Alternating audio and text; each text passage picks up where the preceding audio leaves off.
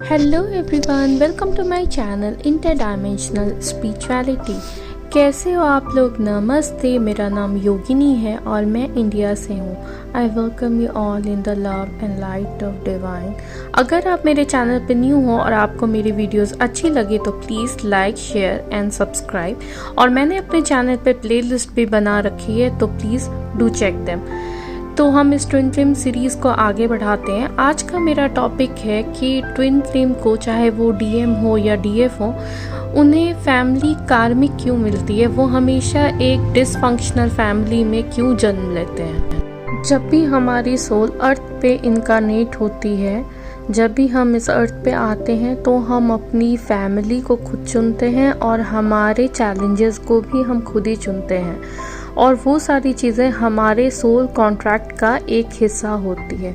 जब एक डीएम और डीएफ अर्थ पे आते हैं तो वो अपनी कार्मिक फैमिली को ही चूज़ करते हैं, और वो ऐसी फैमिली को चूज़ करते हैं जिनमें कुछ प्रॉब्लम हो, कुछ कर्सेस हो, या हो सकता है कोई बीमारी उनकी चली आ रही हो, या कुछ पैटर्न्स हो, कुछ प्रॉब्लम्स हो उनकी फैमिली में जिनको उनको हील करना होता है। ट्विन फ्लेम जर्नी का एक बड़ा पार्ट एंसेस्टर हीलिंग भी है। उनको अपने एंसेस्टर के कर्मास को भी हील करना होता है। जब भी एक ट्विन फ्लेम अर्थ पे आता है तो वो अपने 12 जनरेशन का, 12 जनरेशन का कर्मा अपने डीएनए में लेके आता है। हम जिस भी फैमिली में जन्म लेते हैं उस फैमिली का डीएनए हम कैरी करते हैं, ये तो आप लोग जानते होंगे। पर हम उस फैमिली का कर्मा भी कैरी करते हैं। एक ट्विन फ्लेम उस कर्मा को कैरी करता है। तो ऐसा किसी नॉर्मल सोल के लिए बिल्कुल भी संभव नहीं है कि वो 12 जनरेशन के कर्स को, बीमारियों को, उनके पैटर्न को सॉल्व कर सके, उनको रिलीज़ कर सके। और एंसेस्टर हीलिंग में कई बार ऐसा होता है कि डीएम या डीएफ की फैमिली में कुछ लोग एक लोअर एनर्जी लेवल पे होते हैं। आई मीन कुछ एंसेस्टर लोअर डायमेंशन में होते हैं। उनकी मुक्ति का भार भी एक टीएफ के ऊपर ही होता है। इसीलिए एक ट्विन फ्लेम अपने जन्म लेने के लिए एक कार्मिक फैमिली को चूज़ करता है।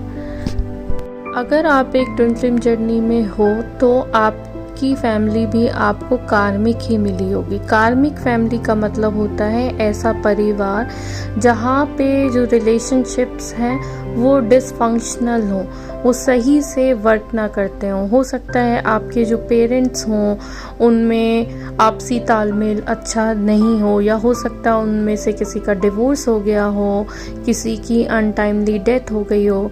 ज़्यादातर जो डिवाइन फेमिनाइन होती हैं उनको फादर साइड का वुंड मिलता है, और उनके फादर साइड या उनके जो फादर हैं वो सपोर्टिव बिल्कुल भी नहीं होते, और उनकी मदर भी इतनी सपोर्टिव नहीं होती हैं। आप ये पाओगे हमेशा कि आपके जो पेरेंट्स हैं उनमें आपस में तो प्रॉब्लम्स हैं ही, और आपके साथ भी प्रॉब्लम है, और इसके साथ ही फैमिली में और अलग तरह तरह की चीज़ें होती हैं।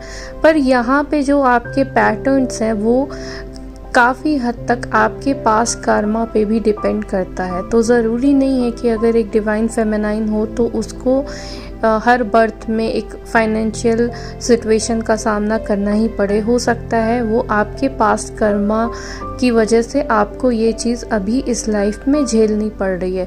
तो जो बहुत सारी चीज़ें हैं वो हमारा खुद का पास्ट कर्मा होता है जो हम लेके आते हैं, और हम उसी आधार पे भी अपनी फैमिली को चूज़ करते हैं। जब हमारा सोल कॉन्ट्रैक्ट तैयार हो रहा होता है तो वहाँ पे सारी सोल्स को बुलाया जाता है और उनसे अग्रीमेंट लिया जाता है। अगर वो सारे अग्री करते हैं तभी वो सोल कॉन्ट्रैक्ट वहाँ पे बनाया जाता है।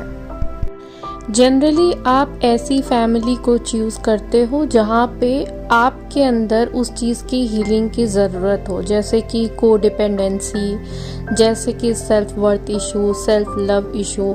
इस तरह की चीज़ों को आपको अपने लाइफ में हील करने की ज़रूरत है, इसीलिए आपने उस फैमिली में जन्म लिया है।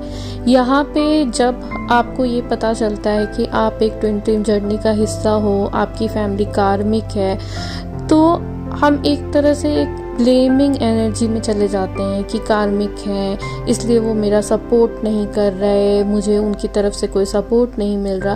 पर आपको एक बात यहाँ पे समझने की ज़रूरत है कि चाहे वो आपका कार्मिक हो, सोलमेट हो, ट्विन फ्लेम हो, कोई भी हो, कुछ भी हो, वो बिना किसी रीज़न के आपकी लाइफ में नहीं है। अगर वो आपकी कार्मिक फैमिली भी है तब भी वो एक तरह से आपका सपोर्ट ही कर रहे हैं। आप भले ही इस चीज़ को 3D में नहीं देख पा रहे, पर वो जो सोल है जो आपके पेरेंट्स के रूप में यहाँ पे है, वो भी आपकी मदद कर रहे हैं आपके स्पिरिचुअल जर्नी में। तो ऐसा बिल्कुल नहीं है कि वो एक निगेटिव एनर्जी है जो आपको परेशान करने के लिए आए हैं और उनका ऐसा एम है कि वो आपको परेशान करें, आपको सपोर्ट ना दें, आपको प्रॉब्लम्स में डालें। ऐसा बिल्कुल भी नहीं है, वो कोई निगेटिव एनर्जी नहीं होती। कई बार ये जो रोल होता है आपके कार्मिक पेरेंट्स का, वो आपके बहुत क्लोज सोल फैमिली मेंबर्स भी प्ले करते हैं। डिवाइन की नज़रों में कोई भी गलत सोल नहीं है, आपको इस चीज़ को समझना होगा। और सबकी अपनी एक जर्नी है, आपके जो पेरेंट्स का रोल प्ले कर रहे हैं उनकी भी एक अपनी जर्नी है। हो सकता है वो एक ट्विन फ्लेम जर्नी का हिस्सा ना हो, पर उनकी अपनी एक जर्नी है। हर एक सोल की अपनी एक जर्नी होती है। जब आप थोड़े हाई कॉन्शियसनेस से इन सारी चीज़ों को देखोगे तो आप ये पाओगे कि कुछ भी अच्छा बुरा, कुछ भी सही गलत जैसा बिल्कुल भी नहीं है। जैसे हम एक मूवी देखते हैं या एक नाटक देखते हैं, उसमें हर एक किरदार कोई ना कोई प्ले कर रहा होता है, कोई हीरो होता है, कोई विलन होता है, कोई बुरा पर्सन बनता है, कोई अच्छा पर्सन बनता है। But at the end of the day जब वो मूवी ख़त्म होती है, जब वो सारे अपने रोल से बाहर आ जाते हैं, तो वो उस किरदार से बाहर आ जाते हैं। इसी तरह जो हमारी दुनिया है वो एक स्टेज है, यहाँ पे एक नाटक हो रहा। आप इस तरह से इस चीज़ को समझ सकते हो और इसमें सब अपना अपना हिस्सा प्ले कर रहे हैं। इसीलिए अगर आपके मन में ये विचार है कि किसी ने अभी मेरे साथ बुरा कर दिया, वो एक बुरा पर्सन है, वो एक बुरी सोल है, तो इस तरह के विक्टिम माइंडसेट से आप बाहर आएँ, क्योंकि ऐसा बिल्कुल भी नहीं है। हम सब एक ही हैं और वो रोल वो इसलिए प्ले कर रहे हैं क्योंकि आपको उसकी ज़रूरत है। अगर कोई आपको सपोर्ट नहीं कर रहा तो वो आपकी ज़रूरत है, ताकि आप उस इशू को, आप उस प्रॉब्लम को हील करो। तो ट्विन फ्लेम के केस में यहाँ पे दोनों ही एक दूसरे की हेल्प कर रहे हैं। आप उनकी फैमिली में आए हो ताकि आप एंसेस्टर हीलिंग कर सको। अगर उनकी फैमिली में कोई कर्स, कोई बीमारी चली आ रही है, कोई पैटर्न्स चले आ रहे हैं, आप उन सबको ब्रेक करो। आप उस फैमिली के ब्लैक शिप हो सकता है आप अपनी फैमिली से काफ़ी अलग हो और आप उनसे बिल्कुल भी रेजोनेट ना करते हो, आप कभी एक पेज पे ना रहे। हो सकता है आप उनसे इतना अलग महसूस करते हो, वो भी आपको इस चीज़ के लिए टारगेट करते हो कि ये हमारे रूल्स और रेगुलेशन जो हमारे परिवार में परंपराएं चली आ रही हैं उनके खिलाफ है, ये इतना अलग क्यों है।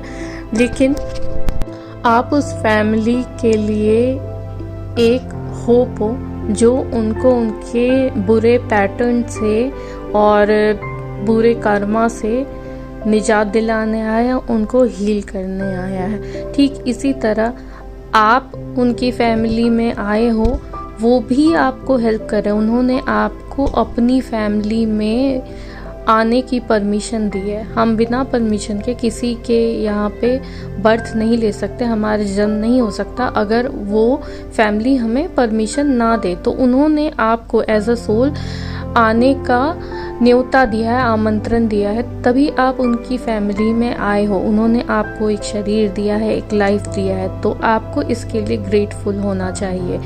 और वो आपकी मदद कर रहे हैं ताकि आपके अपने जो ट्रॉमास हैं, आपके वुंड्स हैं, जो आप अपने पास्ट लाइफ से कैरी फॉरवर्ड करते हुए आ रहे हो, जिसकी हीलिंग के बिना आपका ट्विन फ्लेम यूनियन भी संभव नहीं है, जिसकी हीलिंग के बिना आपका स्पिरिचुअल असेंशन संभव नहीं है, वो ट्रिगर वो आपको देने के लिए आ रहे हैं। तो यहाँ पे ऐसा कुछ नहीं है कि आप उनके लिए बहुत कुछ कर रहे हो और आप बहुत महान हो और वो आपके लिए कुछ नहीं कर रहे हैं, ऐसा बिल्कुल भी नहीं होता है। आप दोनों एक दूसरे के लिए इक्वली वर्क कर रहे हो और आप दोनों एक दूसरे के साथ इसीलिए आए हो ताकि आप म्यूचुअली ग्रो हो सको, आप अपनी चीज़ों में ग्रो हो सको और उनको अपनी चीज़ों में हेल्प मिले। उनका सपोर्ट आपको नहीं मिलता ताकि आप अपने पावर को जान सको, आप अपने पावर में स्टैंड कर सको और आप अपने गॉड कॉन्शियसनेस में आ पाओ और अपने आप से जुड़ पाओ। तो आशा करती हूँ कि आपको मेरा आज का ये वीडियो अच्छा लगा हो। अगर आपको अच्छा लगा तो please like, share and subscribe और कमेंट सेक्शन में मुझे ज़रूर बताना कि आप अपनी कार्मिक फैमिली के बारे में क्या सोचते हो। मिलते हैं नेक्स्ट वीडियो में। बाय।